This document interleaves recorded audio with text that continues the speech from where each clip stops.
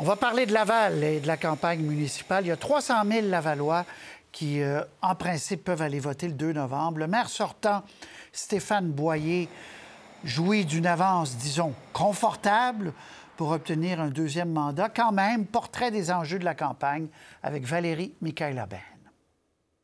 Laval, troisième ville du Québec, où se joue une lutte à trois pour briguer la mairie. Merci beaucoup de nous aider, Noémie.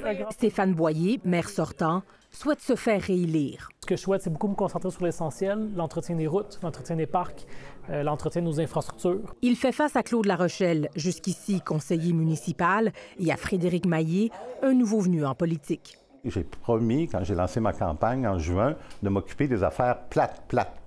C'est les égouts. C'est l'aqueduc, c'est la sécurité publique. Qu'est-ce qui bloque le développement pour le logement?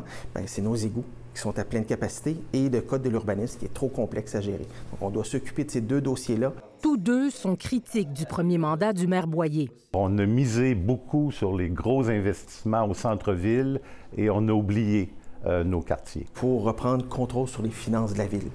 Dans les 4 dernières années, le budget a augmenté de 30 %, c'est 300 millions de plus. Et à côté de ça, la dette de la ville a augmenté de 455 millions en à peine 4 ans. Laval a contribué 110 des 130 millions de dollars nécessaires à la construction d'un complexe aquatique.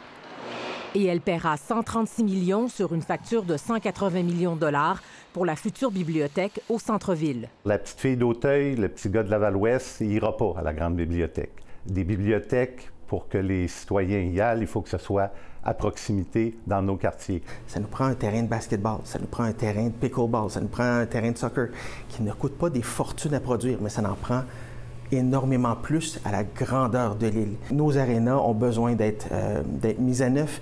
On a à peine quelques piscines intérieures à Laval. Stéphane Boyer défend son bilan. On a quand même créé une nouvelle bibliothèque dans l'Est, à Saint-François. On a un projet qui s'en vient dans l'Ouest, à Laval-Ouest. On a créé 2 nouvelles bibliothèques à Chemédé. C'est 82 % du budget qui est alloué au maintien, en fait, à la rénovation de ce qui existe ou aux projets dans les quartiers. Et c'est seulement 18 % en fait qui va dans des projets plus grands. Il peut d'ailleurs compter sur l'appui de cette Lavalloise. Il y a des choses au niveau des loisirs qui ont été mis en place. Le culturel a été valorisé. Cet étudiant choisira un candidat en fonction de ses engagements en matière de transport en commun. Moi, je vais à l'école à Montréal, genre. Si je manque l'autobus, j'arrive vraiment en retard. Il faudra mettre plus de bus qui vont à Montréal que des bus de Laval. Ce Lavallois ne croit pas qu'il ira voter. J'ai l'impression que c'est du pareil au même tout le temps. Les candidats ont du pain sur la planche. En 2021, moins de 29 % des électeurs de Laval s'étaient rendus aux urnes, un des plus bas taux de participation au Québec. Ici Valérie Michaela-Bain, Radio-Canada, Laval.